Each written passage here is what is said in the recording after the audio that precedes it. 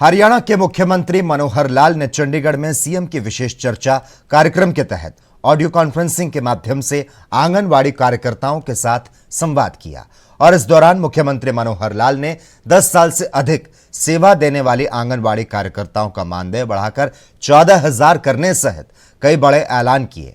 हरियाणा में आंगनवाड़ी कार्यकर्ताओं की बल्ले बल्ले हो गई जब सीएम मनोहर लाल ने यह तोहफा दिया।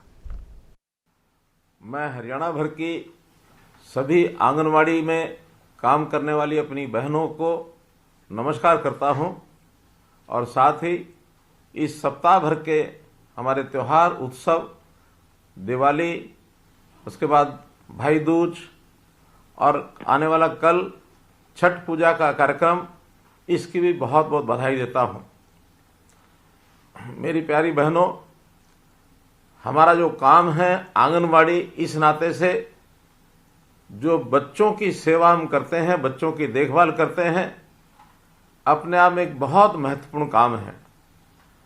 अपने समाज में जो माताएं अपने बच्चों को, कई बार कामकाजी महिलाएं होती हैं, घर पर छोड़ सकती नहीं है, उनकी देखभाल करने वाला भी कभी नहीं होता है कोई। और वैसे भी सरकारी आंकड़ों के हिसाब से जो बच्चे हैं, खास करके 6 वर्ष से कम आयु के, उनका कई बार स्वास्थ्य की दृष्टि से, सुरक्षा की दृष्टि से, न्यूट्रिशन की दृष्टि से बहुत ध्यान रखना होता है। उनका किस प्रकार से ध्यान रखती है वो एक माँ ही समझ सकती है। तो इसीलिए इस व्यवस्था में सभी बहनों को ही लगाया गया है ताकि बहनें अच्छी प्रकार से इसकी देखभाल कर सकें। अगर माँ के बाद बच्चे के पालने में किसी का अगर रोल आता है तो आपका आता है। एक बड़ी बात, आखिर आंगनवाड़ी सभी सरकारी व्यवस्थाओं में चलती है और सामान्यतः समाज में देखा गया है कि इन सरकारी व्यवस्थाओं पर लोगों का विश्वास नहीं होता। लेकिन आपके ऊपर कितना विश्वास है कि एक बच्चा जो माँ का एक जिगर का टुकड़ा होता है और उस बच्चे की पूरी भरोसा करके आपके जिम्मे छोड़ करके जाती हैं कि आप सुबह से सायंकाल तक उस बच्चे का ध्यान रखेंगी। तो एक बहुत बड़ा एक विश्वास का, एक बहुत बड़ा एक भरोसे का ये काम आप कर रही हैं, बहुत सराहनीय होंगी। मैं तो एक उदाहरण के साथ आपके सामने ये विषय रख सकता हूँ। मैं भी जब अपना स्कूल और कॉलेज जाने का समय था, उस समय एक संस्था से जुड़ा हुआ था और उस संस्था के माध्यम से कुछ बच्चों के लिए काम किए जाते थे। तो एक उस संस्था के माध्यम से बहुत बड़ा शिशु संगम ये लगाया गया और हम चूंकि संस्था के कार्यकर्ता थे तो हमको उस शिशु संगम में व्यवस्था का काम दिया गया और वो बच्चे, छोटे बच्चे 5 साल से 8 साल 9 साल तक के, उसमें 3 दिन तक व्यवस्था में रहने के बाद पता लगा कि बच्चों की कितनी कठिनाइयां होती हैं। बच्चे कई बार वहीं गंदगी कर देते हैं, बच्चे कई बार रोने लग जाते हैं, बच्चे को छोटी मोटी तकलीफ हो जाती है, तो कैसे उनके कपड़ों को भी साफ करना, समय पर उनको जो आवश्यकता चीज की होती है उसको देना, पिलाना। अब ये एक कठिन काम, भारत के प्रधानमंत्री जी ने जो पोषण अभियान चलाया, उस पोषण अभियान चलाने के अंदर बहुत सा सामान वो आपको दिया जाता है ताकि आप बच्चों को पका करके उस सामान को खिलाएं।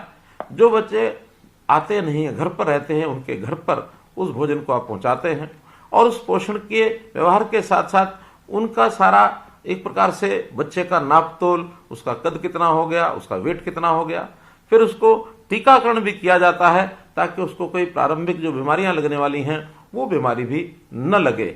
इस काम को भी आपको लगातार जो है उनके लिए वो करना पड़ता है।